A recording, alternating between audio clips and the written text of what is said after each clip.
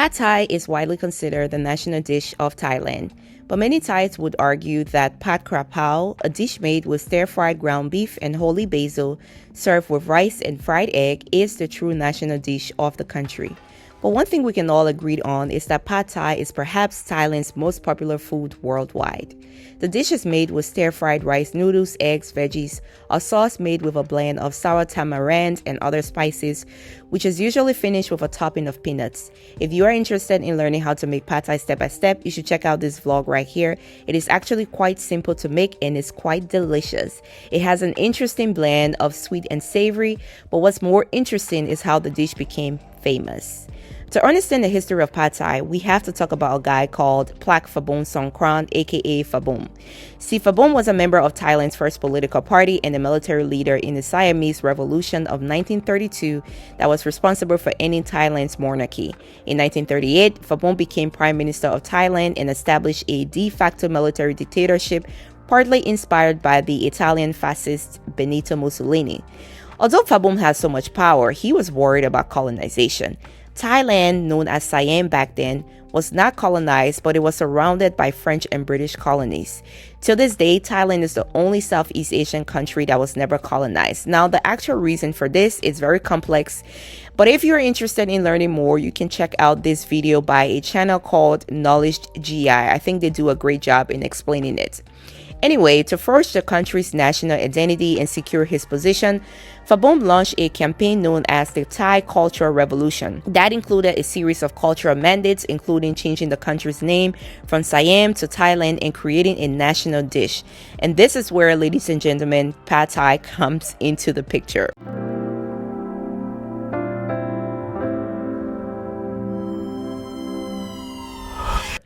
See, before Phabom, Thai people barely ate noodles. Rice was the national staple. But during World War II, which spanned from 1939 to 1945, Thailand faced a shortage of rice. Noodles became more economical to produce and eat. To put it into perspective, it would essentially take 1 cup of rice to make 2 cups of rice noodles. So it was more economical to eat rice produced into noodles than to eat rice all by itself. Phabom used this fact and the shortage as an opportunity to promote his nationalistic propaganda and promoted eating noodles as a patriotic act, using the slogan, "Noodles is your lunch." Now, the actual inventor of Pad Thai remains in question. Phabom's son told Gastronomica, the journal for food studies, that Pad Thai was served in his family household before it became national dish. He said it was possibly invented by a family cook or an aunt, or it may have come from an old Chinese recipe, because what's interesting is that Pad Thai, the style of stir-fried noodles, is of Chinese origin. Whatever the case is, Phabom promoted the heck out of Pad Thai. His government gave out Pad Thai recipes to restaurants and even provided free food carts to people to sell them in the streets. Phabom's effort worked, guys, and Thai people started to eat Pad Thai regularly. Today, there are many Pad Thai restaurants and stalls all over the country, and there's this one restaurant that says it is committed to preserving the original Pad Thai recipe. The restaurant is called Thipsamai Pad Thai. It is considered the oldest and most popular Pad Thai restaurant in Thailand. It has been around for more than 80 years, and it is super popular amongst tourists visiting Bangkok. As a history and food lover, it was a no-brainer that when I visited Bangkok, I had to go to the restaurant to get a taste of history and deliciousness.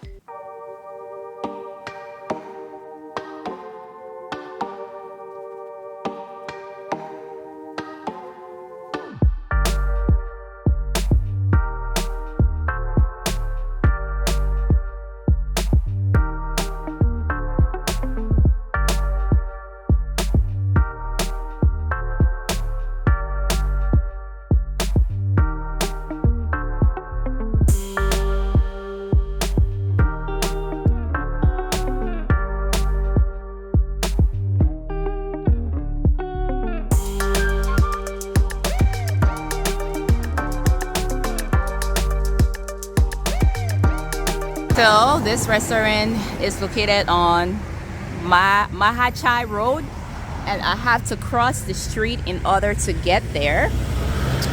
No, I'm going to the restaurant. Thank you. Somebody just asked me, the guy over there just asked me if I wanted tuk-tuk.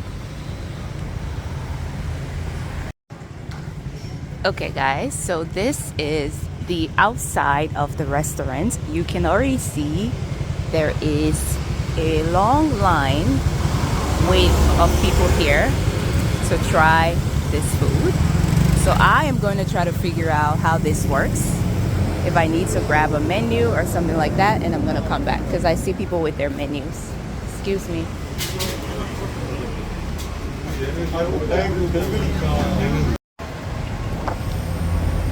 So I just got the menu while I'm waiting in line, and so many choices. I don't know what to get. Oh, I think I'm gonna get the one covered in eggs. That just looks so good to me. Wait, they have pad thai without noodles? Interesting. Pad thai with shrimp oil, prawns, and eggs without noodles. Wow, okay. That's different. I'm definitely gonna do the one with the shrimp oil, fresh deep sea prawns, and wrapped with eggs. I believe that is the one that they claim that was invented at this restaurant. So these are all their accolades they've won. 2018 Michelin star, amazing taste Thailand. Okay, TripAdvisor. Okay, I see y'all. Playing the waiting game. And that right there, guys, ladies and gentlemen, is where the magic happens. So I want to get vegetarian spring rolls. Yes, vegetarian spring rolls. And was this one that was started in this restaurant? Which one did you guys invent? This one? Yeah. Okay, yeah, I want that.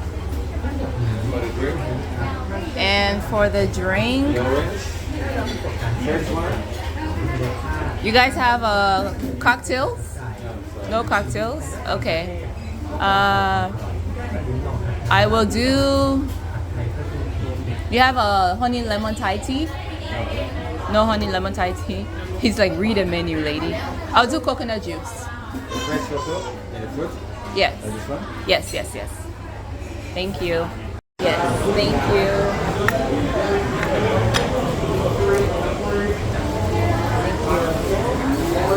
So my coconut came in the whole fruits.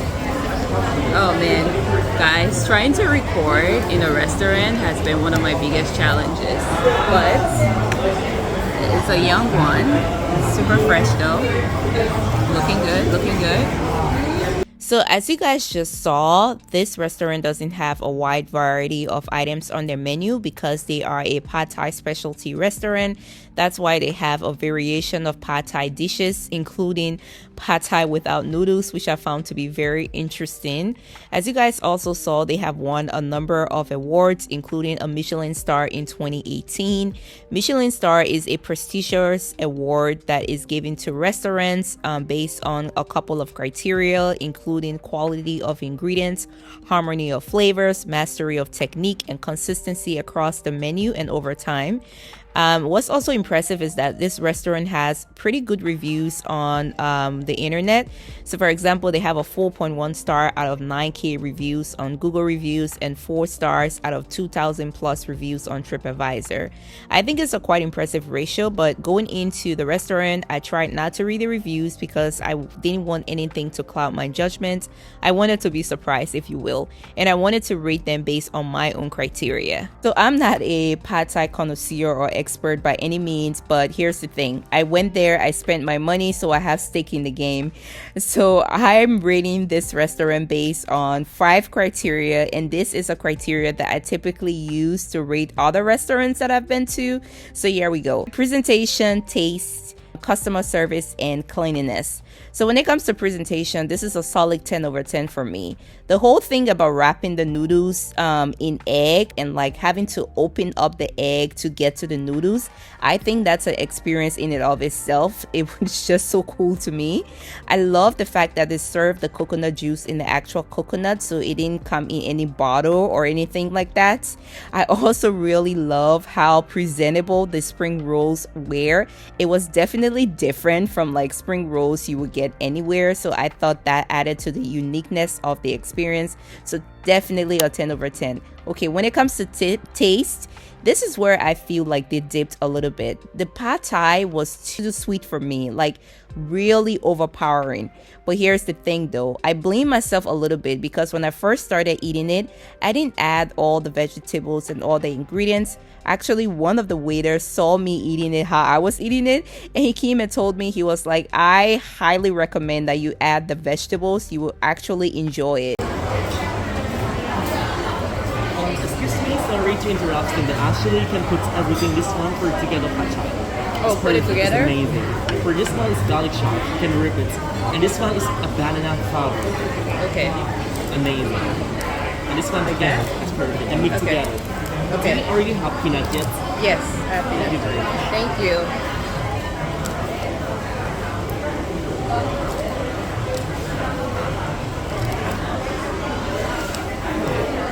So once I added the vegetables and I added a little bit of lime juice, that automatically balanced the sweetness. So that brought my score up from a 6 to a 8.5. Okay, texture. I love the fact that the noodles wasn't overcooked, undercooked. It was just cooked perfectly. If there's one thing I hate when it comes to noodles or pasta, is al dente. So I love that they cooked it perfectly to the way I like my noodles to be cooked. I also like that the noodles was saucy, but the sauciness wasn't so overpowering, so it was just the perfect texture. And then when you added the vegetables, the crunchiness of the vegetables to the softness of the noodles, that just created a perfect balance in my mouth. So I definitely love that. A 10 over 10 for that. When it came to customer service, another 10 over 10 in my book. I felt like even though I came in and there was a line, they moved quickly through the line and made sure people were seated very quickly. And the waiters, they came to check in on me. So yeah, I didn't have any complaints about customer service, guys.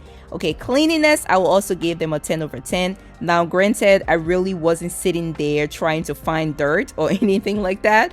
But from the surface, from what I could see, there was nothing that was yucky. There was nothing that made me feel uncomfortable.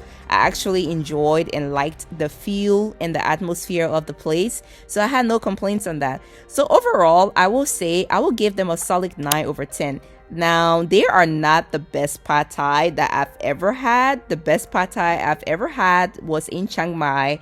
But I think they're still worth the experience, you know. There's something special about being in a place so historic and legendary. So I think if you're in Bangkok, you should definitely check them out. And if you do, let me know how it goes for you. Okay guys, so I am done eating and now I am about to go check out somewhere else. But it was really good, especially when you add all the veggies and you add a little bit of lemon juice. It's pretty good. Oh yeah guys, thank you for hanging with me on this foodie adventure. Here's some more food, history, travel, fun stuff with you guys. I love you guys. Take care of yourself and I'll see you next time. Bye bye.